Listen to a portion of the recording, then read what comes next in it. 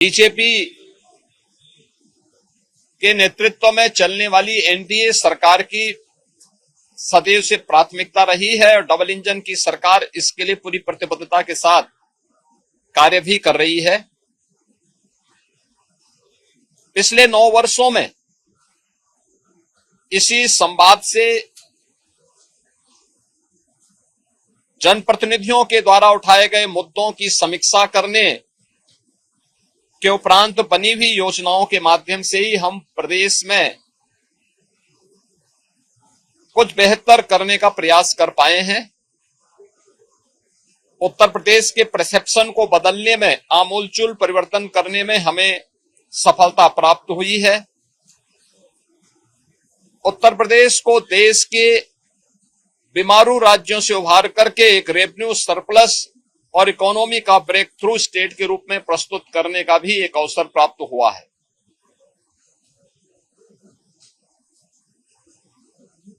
सदन के समय का बेहतर उपयोग हो और प्रत्येक विधानसभा क्षेत्र से जुड़ी हुई आवाज को सदन के पटल पर रखने और सदन में उस पर चर्चा परिचर्चा कराने का एक अवसर प्राप्त हो सके। मैंने कल दलीय नेताओं की बैठक में भी और समय समय पर भी सभी माननीय सदस्यों से इस बारे में आग्रह किया है।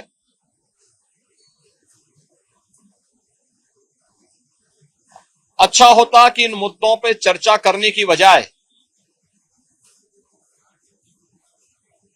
युवाओं के कल्याण के लिए क्या 9 वर्षों में हुआ है और वर्तमान में क्या कुछ करने जा रही है सरकार,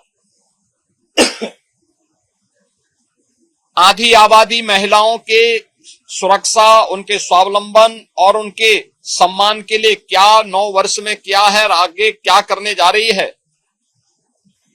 अन्नदाता किसानों के जीवन में परिवर्तन लाने और उनके चेहरे पर खुशहाली लाने के लिए क्या कदम उठाए गए हैं। इन सभी मुद्दों को लेने के साथ ही गरीबों के कल्याण के लिए वेलफेयर स्कीम ने, डबल इंजन की सरकार ने पिछले 9 वर्ष के अंदर 6 करोड़ से अधिक गरीबों को गरीबी रेखा से उभार करके एक मध्यम वर्गीय श्रेणी में ला करके उनके जीवन में परिवर्तन लाने का प्रयास किया है। उस परिवर्तन का केंद्र बिंदु हमारी विधायिका है। यहां नीतियां बनती हैं, उससे पहले चर्चा परिचर्चा होती है, सस्टेनेबल डेवलपमेंट गोल्स पे हुई चर्चा भी इन्हीं सब मुद्दों पे, शिक्षा के लिए, स्वास्थ्य के लिए, गरीबी उन्मूलन के लिए, अन्नदाता किसानों के लिए, निवेश के लिए, रोजगार के लिए, इन सभी पे चर्चा करने का एक सशक्त माध्यम बना था। वर्तमान में यह महीना हमारे लिए बहुत महत्वपूर्ण होता है। खेती किसानी की दृष्टि से किसानों के लिए, स्कूल कॉलेजेस में एडमिशन की दृष्टि से छात्रों और युवाओं के लिए,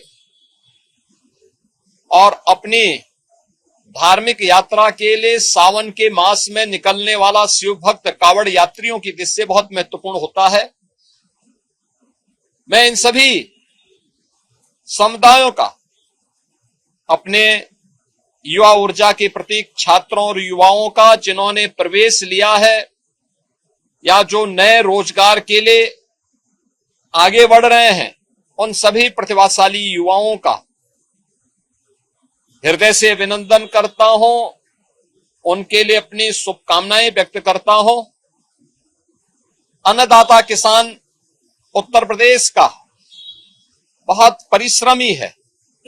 हमारा अन्नदाता किसान जब दिन रात मेहनत करता है, परिश्रम करता है, तब यूपी के इस धरती से सोना उगलवाने का वह काम करता है।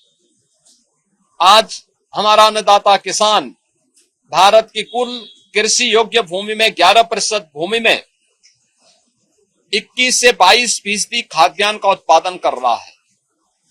एक बेहतरीन उपलब्धि है। उसके जीवन में व्यापक परिवर्तन हुआ है। प्रधानमंत्री जी के विजन के अनुरूप दोगुने से अधिक आय हमारे अन्नदाता किसानों की हुई है। किसानों से जुड़े हुए अन्य कौन से मुद्दे हो सकते हैं जो उनके जीवन में और खुशहाली ला सके, इस विषय को लेकर के अभी तक हमारे अन्नदाता किसानों ने जो परिवर्तन लाया है, जो रिफॉर्म किया है, मैं इसके लिए उन सभी अन्नदाता किसानों का भी हृदय से अभिनंदन करता हूं। उत्तर प्रदेश के अंदर आधी आबादी के जीवन में व्यापक परिवर्तन हुआ है।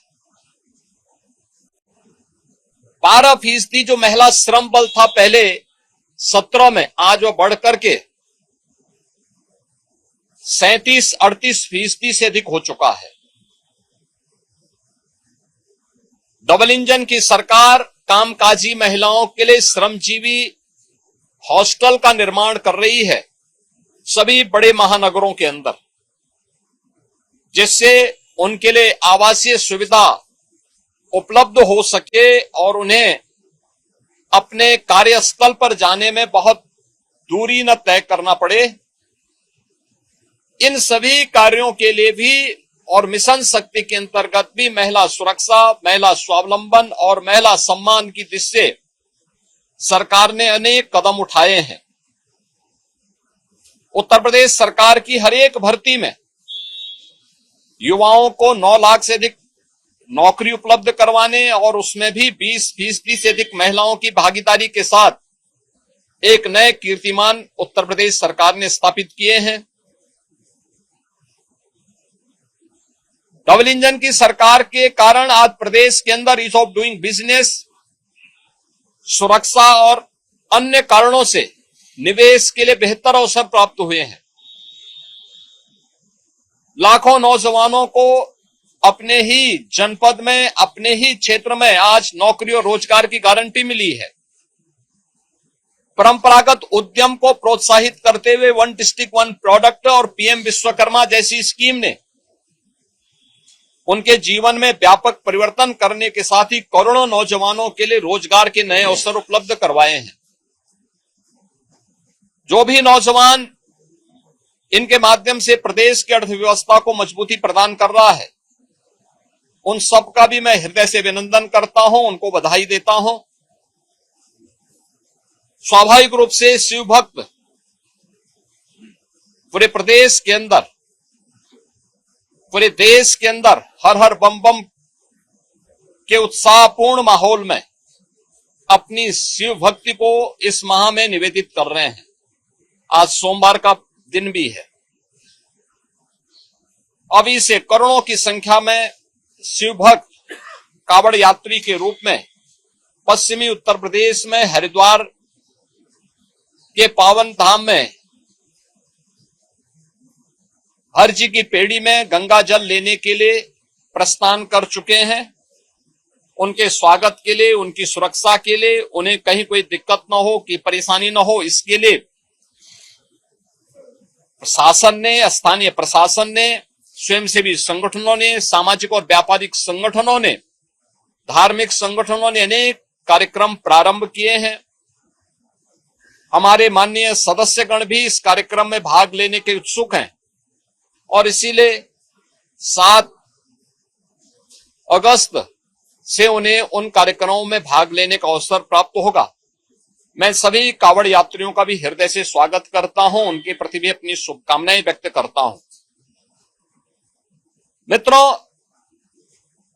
जिन लोगों के समय में किसानों के हितों पर कुठाराघात हुआ था, जिन्होंने उत्तर प्रदेश के अंदर किसानों को जल नहीं, पानी नहीं दिया, खेत के लिए पानी नहीं दिया,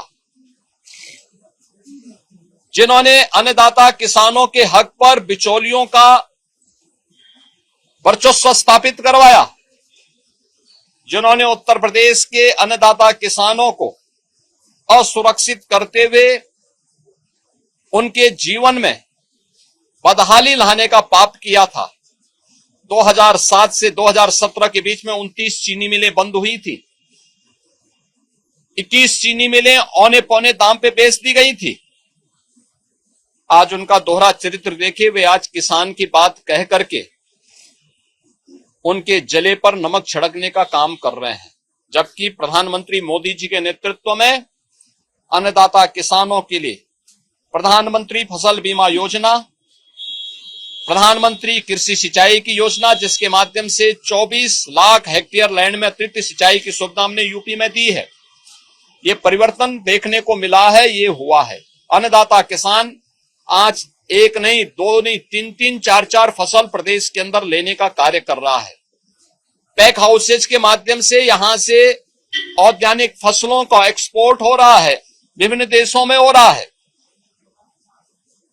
3,23,000 करोड़ रुपए से अधिक का गन्ना मूल्य का भुगतान हुआ है और 122 चीनी मिलों में से 105 से अधिक चीनी मिलें ऐसी हैं जो चौथे पांचवें दिन गन्ना मूल्य का भुगतान गन्ना किसानों के खाते में कर रही है, जबकि समाजवादी पार्टी के समय में 10 वर्ष का गन्ना मूल्य का बकाया बाकी था और ये लोग किसानों के साथ किसी प्रकार से उनके हितों को संरक्षण देने की बजाय उन्हें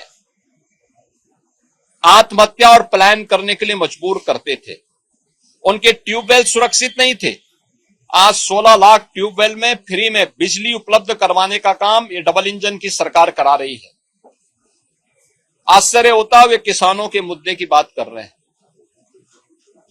देश में पोर्टल की समस्या आई थी, लेकिन आज खाद की उपलब्धता हर एक जगह सुनिश्चित करवाने के लिए विभाग को पूरी शक्ति के साथ कहा गया है और मैं सभी अन्नदाता किसानों के लिए इस बात के लिए आश्वस्त करता हूं कि डबल इंजन सरकार है, किसान उसकी प्राथमिकता में है, युवा उसकी प्राथमिकता में है।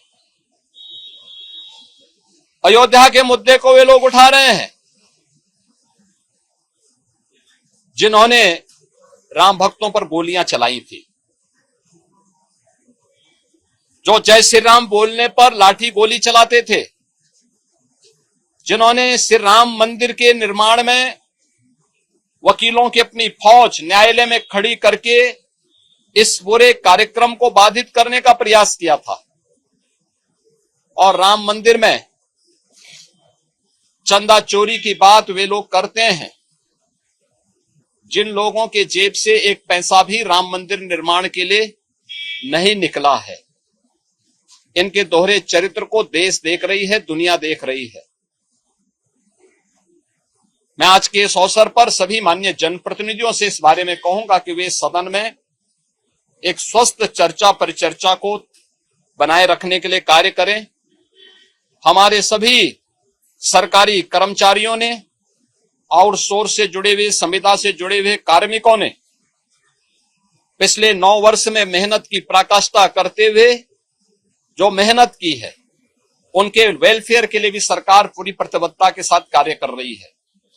हमने शिक्षा मित्रों को, अनुदेशकों को, बेसिक, माध्यमिक और उच्च शिक्षा के सभी शिक्षकों को हमने कैशलेस की सुविधा के साथ साथ शिक्षा मित्र और अनुदेशकों के मानदेय को भी बढ़ाया है और अभी उन सभी तबके के लिए भी सरकार कार्य कर रही है। चाहे आउटसोर्स कमीशन को तत्काल लागू करने की कार्रवाई मेरा मानना है कि अगले 1-1.5 सप्ताह के अंदर हम उसको लागू करके न्यूनतम मानदेय उनका सुनिश्चित करने जा रहे हैं। इस सरकार की प्रतिबद्धता का हिस्सा है। आंगनबाड़ी, आशा वर्कर, रसोईया, ग्राम चौकीदार, इन सभी के लिए भी सरकार ने उनके एक हैंडसम मानदेय उनको प्राप्त हो और उनकी सेवाएं इसी प्रकार से प्रदेश के हित को संवर्धित करने के लिए कार्य करेगी। इसके लिए हम लोगों ने सप्लीमेंट्री बजट का सहारा लिया है और मैं विश्वास करता हूं कि प्रदेश के हित के लिए 25 करोड़ जनता के वेलफेयर के लिए, उनके विकास के लिए विधानमंडल की इस कार्रवाई को शांतिपूर्ण ढंग से चलाने के लिए हमारे विपक्षी साथी नकारात्मकता की राजनीति को छोड़ करके एक सकारात्मक राजनीति को आगे बढ़ा करके उत्तर प्रदेश के इस बदले हुए परसेप्शन को प्रदेश के विकास के लिए और प्रदेश की समृद्धि में अपना योगदान देंगे। मैं एक बार फिर से सभी माननीय सदस्यों का स्वागत करता हूं। आप सभी मीडिया के प्रतिनिधियों का भी मैं स्वागत करता हूं जो विधानसभा की कार्रवाई को यहां पे कवरेज करने के लिए उपस्थित हुए हैं। बहुत बहुत धन्यवाद।